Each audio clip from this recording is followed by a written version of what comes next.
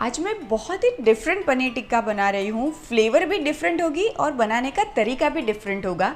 मैं आज बना रही हूँ चटनी पनीर टिक्का, और ये पनीर टिक्का ना ही हम गैस पे बनाएंगे, ना ही बारबेक्यू पे बनाएंगे और ना ही ओवन में बनाएंगे। मैं इसको बना रही हूँ एयर फ्रायर में। आज ये पनीर टिक्का मैं एयर फ्रायर में बना रही हूँ, पर अगर आपके पास एयर फ्रायर नहीं है तो सेम यही रेसिपी आप तवे पे भी बना सकते हैं, ग्रिल पैन में भी बना सकते हैं, बारबेक्यू और ओवन में भी बना सकते हैं। It just that air fryer में ऑयल बहुत ही कम लगता है। तो सबसे पहले एक अमेजिंग सी चटनी बनाते हैं। तो चटनी बनाने के लिए मैंने यहाँ पे ये एक बंच धनिया लिया है, पुदीना लिया हुआ है और कुछ हरी मिर्च ली हुई है। सारे इंग्रेडिएंट को पीस के एक चटनी तैयार कर लेंगे। और अब ऐड कर देते हैं अदरक एंड लहसुन। अगर आप जैन बनाना चाहो तो इसे अवॉइड भी कर सकते हो। स्क्वीज़ कर देंगे आधा नींबू का रस। थोड़ा सा पानी ऐड करके पीस लेते हैं हम।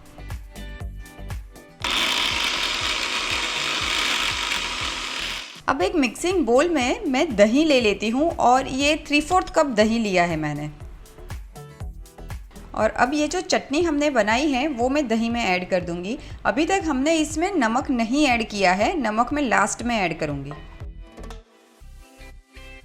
और अब जाके ऐड कर देते हैं सॉल्ट। अब मैं ऐड कर देती हूँ 1 टीस्पून जितना बेसन। बेसन से ये जो कोटिंग होगी ये पनीर पे चिपक के रहेगी, ये बह नहीं जाएगी। 1 टीस्पून जितना ऑयल भी जाएगा। मैं नॉर्मल ऑयल यूज़ कर रही हूँ, आप सरसों का भी यूज़ कर सकते हैं। अब ये मिक्सचर को अच्छे से मिक्स कर देते हैं ताकि कोई लम्प्स ना रहे।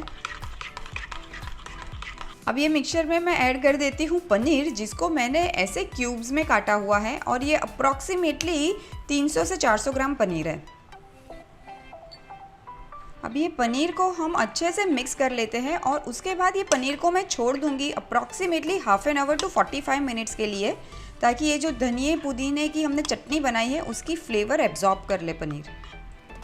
आधा घंटा तो हो गया है। तो जैसे कि मैंने कहा था कि हम एयर फ्रायर में आज पनीर टिक्का बना रहे हैं, तो मैं यहाँ पे ये एयर फ्रायर का ट्रे ले लेती हूँ।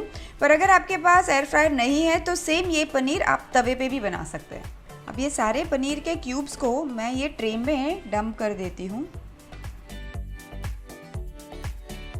अब हर पनीर पीसीस के ऊपर मैं थोड़ा थोड़ा ये जो मैरिनेशन है ये वापस से स्प्रेड कर दूंगी।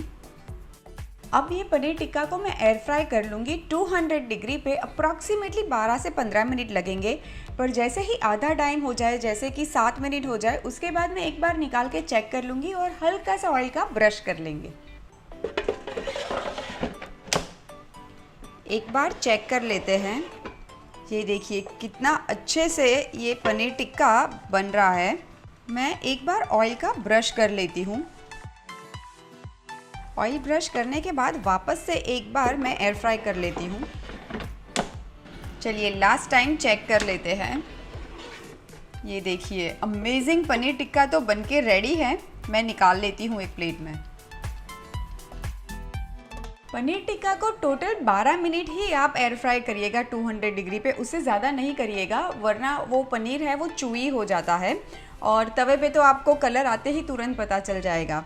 अब ये जो पनीर टिक्का है वो तो मैंने एक प्लेट में निकाल लिया है। तो नीचे आप देखेंगे ट्रे में थोड़ा सा मैरिनेशन बच गया है। तो अब वही मैरिनेशन में मैं ये जो मेरे पास कैप्सिकम और प्याज है उसको मैं रोल करके फिर से एयर फ्राई कर दूंगी 5 ही मिनट के लिए। अगर आपको कच्चा पसंद आता है तो ये स्टेप करने की बिल्कुल ज़रूरत नहीं है।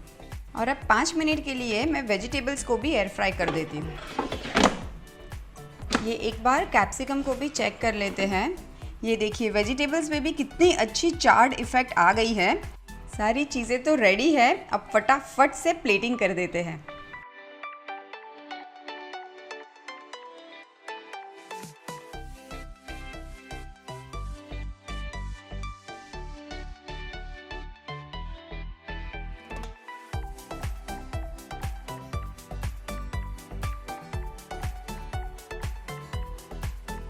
पनीर टिक्का तो रेडी है, ऊपर से थोड़ा सा चाट मसाला स्प्रिंकल कर देते हैं।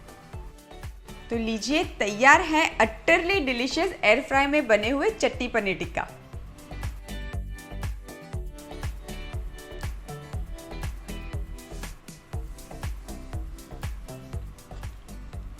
just no words. Utterly delicious and healthy also.